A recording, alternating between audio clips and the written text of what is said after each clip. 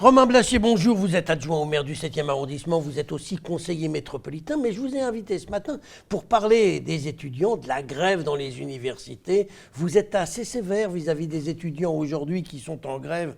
Or, je me souviens que vous-même, il y a quelques années, 20 ans, vous n'avez pas hésité, quand vous étiez un activiste de l'UNEF, à bloquer les universités, à envahir le bureau du président de l'université d'ailleurs à l'époque, quitte à faire un peu de violence au passage, à empêcher ceux qui voulaient étudier d'étudier et à empêcher ceux qui voulaient passer leurs examens de les passer. Vous ne vous sentez pas un peu décalé aujourd'hui ?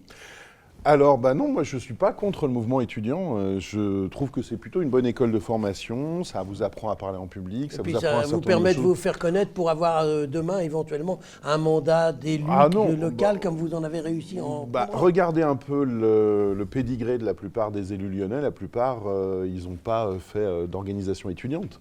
Au contraire, justement, c'est d'ailleurs un peu le problème, c'est que les organisations étudiantes de droite, de gauche d'ailleurs, c'est un moyen aussi quand même quelque part de se former, c'est une vraie école de formation et aujourd'hui, lorsqu'on voit le niveau moyen des élus locaux, c'est quand même quelque chose qui manque chez certains d'entre eux. Il y a besoin d'une colonne vertébrale intellectuelle. Enfin, la colonne vertébrale, elle était intellectuelle, je ne sais pas si elle était vraiment intellectuelle, mais elle était surtout activiste, puisque la violence faisait partie... Mais non, il n'y avait pas de violence à l'UNEF. Mais vous à l'UNEF, il n'y avait pas de violence quand vous étiez dans une assemblée générale où vous imposiez vos vues alors que vous ne représentez rien. Ça, c'est pas de la violence. À l'époque, on représentait, on était majoritaire.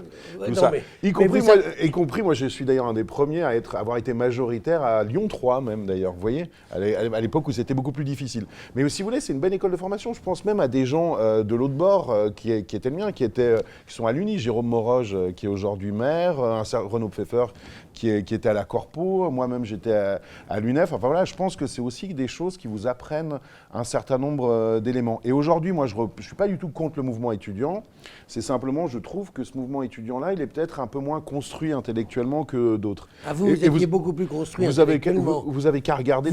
Vous opposiez à tout, notamment à la réforme de l'université, alors qu'aujourd'hui... Ça dépendait quelle réforme de l'université, en fait, en réalité. Mais par exemple, on portait des choses, on portait l'allocation d'études, on portait un certain nombre d'éléments. Aujourd'hui, moi, ce que je vois des slogans, c'est genre Macron, c'est dégueulasse. Je vois pas trop le contenu. Parce que vous n'aviez pas des slogans un peu stupides contre Devaquet, par exemple. Contre Devaquet, excusez-moi, j'ai l'air un peu plus vieux que la moyenne, mais contre Devaquet, j'avais 11 ans. Oui. Donc, si vous voulez, j'ai pas trop fait le mouvement contre Devaquet. Il faut inviter la génération avant moi. Moi, c'était 95, Juppé, tout ça. Mais ce que je voulais dire, voilà, le problème, le mouvement étudiant en soi, c'est bien. C'est un moment de contestation, un moment de débat sur l'université. Par contre, ce que je conteste, c'est effectivement que, mais les partis politiques, c'est le même problème, que les organisations syndicales étudiantes, elles jouent plus leur rôle de formation. Aujourd'hui, lorsque vous prenez les organisations syndicales, il n'y a plus un contenu qui est affirmé. Et vous prenez les partis politiques, y compris le mien pour le moment, mais bon, le mien est en construction. Le vôtre, aujourd'hui, c'est la République en marche, puisque vous étiez socialiste jusqu'à ce que le vent tourne. Mais c'est pareil. Avant que le vent tourne, moi, dans mon cas, si vous voulez. Vous pouvez regarder les chronologies des engagements des uns et des autres. Moi, je me suis engagé un peu plus tôt que d'autres.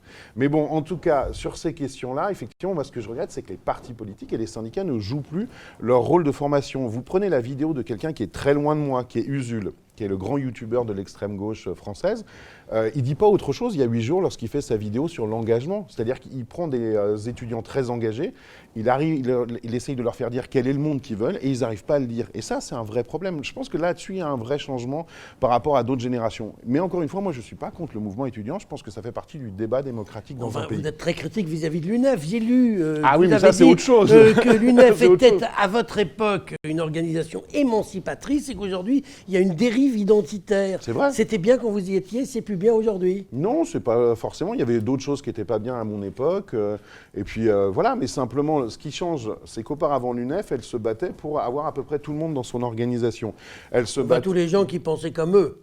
Elle se battait en tout cas pour avoir une vision un peu progressiste de l'université. Après, l'UNI se bagarrait pour avoir rassemblé aussi la droite. Enfin, chacun se bagarrait bien sûr pour une certaine vision de l'université. Et là, je trouve effectivement que l'UNEF, moi j'ai vu, alors il y a l'histoire, effectivement, on reviendra peut-être dessus, de la présidente de Paris 4. Non, on ne va pas revenir dessus parce qu'on n'aura pas le temps. On n'aura pas le temps, mais si vous voulez, chaque fois que je vois l'UNEF parler, que ce soit localement, nationalement ou ailleurs, c'est sur des obsessions religieuses ou sur des obsessions identitaires. L'autre jour, la présidente de l'UNEF à la télévision, la présidente nationale de l'UNEF, je ne parle pas de celle de Paris 4, elle était complètement sur l'obsession raciale. Elle s'excusait d'être blanche, elle parlait de minorités. Alors oui, bien sûr, il y a des discriminations dans ce pays vis-à-vis des minorités. Mais d'un autre côté, complètement remplacer les questions sociales par la question raciale, c'est des trucs qui sont dignes de l'extrême droite, type Henri de Lesquen. Avant de nous quitter, juste un tout petit mot. Vous pensez quoi du fait qu'on empêche les gens qui le volent de pouvoir passer leurs examens? Je pense que lorsque vous arrivez à être une organisation qui est représentative, vous n'avez pas besoin de faire ça. C'est-à-dire que si l'UNEF était beaucoup plus forte et beaucoup plus implantée, elle aurait moins besoin de faire des blocages. Elle arriverait à ce que les étudiants soient convaincus et elle n'aurait pas besoin de faire ce genre de mouvement. Eh bien, on aura entendu ce que vous dites et on aura vu aussi quelle a été votre action. Autrefois, Roman Blassier, je vous remercie.